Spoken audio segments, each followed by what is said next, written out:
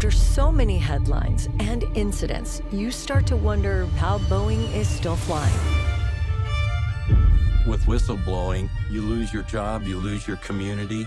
I raised it to my quality manager. I went to FAA. I filed a complaint with OSHA. We were retaliated against. My tire was slashed. I'm scared of what they're going to do. A new investigative documentary coming out this week on Netflix explores systemic safety issues, corporate culture, and whistleblower accounts at Boeing. Freefall, A Reckoning for Boeing is a follow-up to the 2022 film Downfall, The Case Against Boeing. Both are directed by Rory Kennedy, who joins us now. Good morning. Good morning. So give us a timeline. Did the whistleblower step forward before the crashes that happened?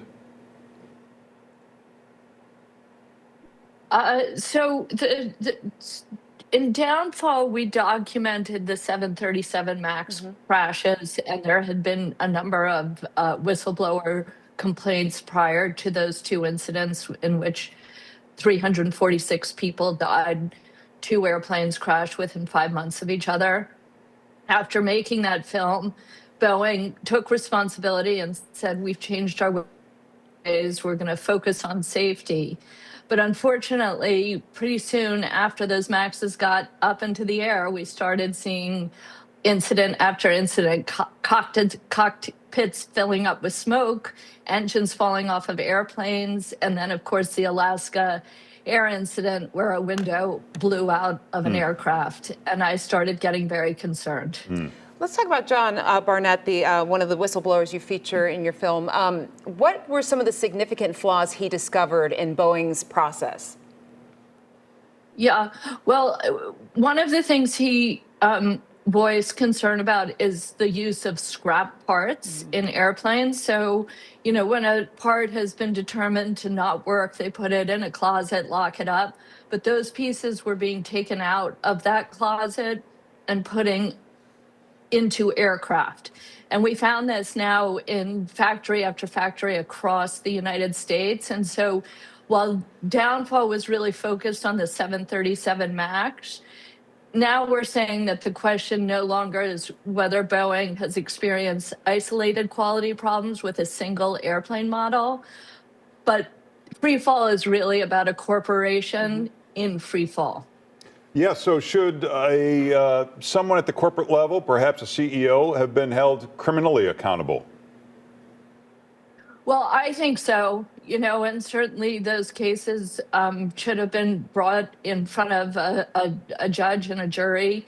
I think that we really need to hold these corporate CEOs criminally responsible. This is one of the greatest criminal cases in American history. 346 people died. Nobody's gone to prison, you know? So why is it that an individual is held accountable, but a corporation is not? And what kind of message does that send to these corporations? Rory, when you speak about systemic issues at Boeing, I'm curious, I'm assuming the FAA has jurisdiction over the airline industry in terms of safety. Is there a government role in all of this? Well, it's a very good question. There should be, but unfortunately, what we show in the film is that a lot of the people who work for the FAA then turn up working at Boeing, and there's a revolving door that happens, which creates kind of a conflict of interest, to say the least. One of the issues that they had accounted for that contributed to these 346 people dying in the MAX crashes was that the FAA actually let Boeing police itself and determine if an airplane was worthy of going up in the air. Unfortunately, they reverted back to that policy just this past July last month.